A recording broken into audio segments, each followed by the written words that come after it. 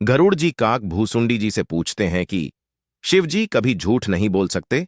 मुझे शिवजी ने बताया था कि आपका प्रलय काल में भी नाश नहीं हो सकता और आप प्रभु की माया से परे हैं। आपको वह ब्राह्मी स्थिति में है जिसे पाने के लिए योगी, मुनि, तपस्वी तप करते हैं। गरुड़ जी पूछते हैं कि इस जगत में काल से परे कोई पशु पक्षी नहीं है। ऐसा क्या है कि आप इस स्थिति में हैं और इतने बड़े स्तर के होने के बाद भी आप एक कौए के शरीर में क्यों हैं? इसका जवाब हम सभी के लिए महत्वपूर्ण है। काक भूसंडी जी ने कहा, शरीर का मतलब नहीं है।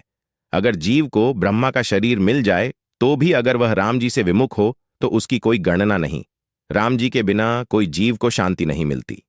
मुझे इच्छा मृत्यु सिद्ध है, मगर मैं इस कौए के शरीर को इसलिए नहीं त्यागता क्योंकि इस शरीर में मुझे श्री राम की भक्ति प्राप्त हुई। यहां बता दे कि इसकी अलग वीडियो चैनल पर उपलब्ध है, जब काक भूसुंडी जी रामलला के मुख में चले गए थे। काक भुसुंडी जी बताते हैं कि मैं भी माया में बहुत भटका जब तक राम नहीं मिले। तो दोस्तों, भक्त की दशा देखिए। भक्ति यानी प्रेम, उसके चलते काक भूसुंडी जी अपना कौए वाला शरीर नहीं त्यागते।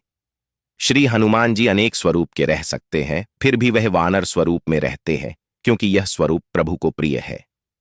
रामचरितमानस में मिलता है कि स्वयं राम जी भक्ति की व्याख्या कहते हैं कि सरल स्वभाव न मन कुटिलाई, बस इतना हो तो उसे भक्त कहाँ है। स्वयं भगवान ने दिया या धूप बत्ती करने वाले को भक्त नहीं कहा। दूसरा, एक जगह उन्होंने कहा है कि मुझे दास प्रिय है।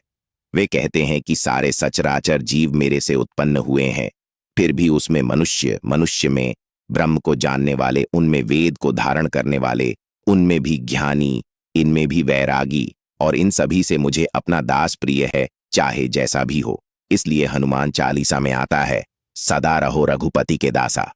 हनुमान जी ये रहस्य जानते हैं।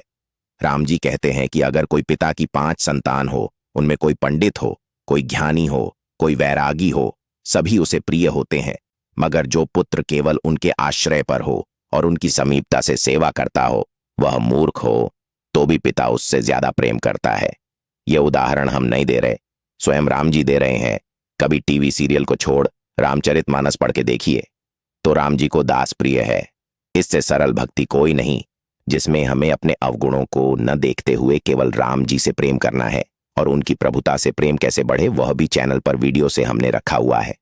राम जी के नाम का जप कलयुग का साधन है, जिससे सरल स्वभाव आता है, दुर्गुणों का नाश होता है। तो आज से प्रेम पूर्वक नाम जप करना आरंभ करें और आपके साथ जो घटना घटित हो वह आप हमें indiananalyzer@gmail.com पर हिंदी में लिखकर मेल कर सकते हैं। भाव कुभाव अनखाल सहू, नाम जपत मंगल दीसी दसहू। जप के देखिए। जय श्री राम। ऐसी और सटीक और सच्चे ज्ञान वाली सूक्ष्म जानकारी हेतु फॉलो करें इंस्टाग्राम पर सनातन.quest और यूट्यूब पर डिवोशनल स्पिरिचुअलिटी चैनल को सब्सक्राइब करें। धन्यवाद। राम राम।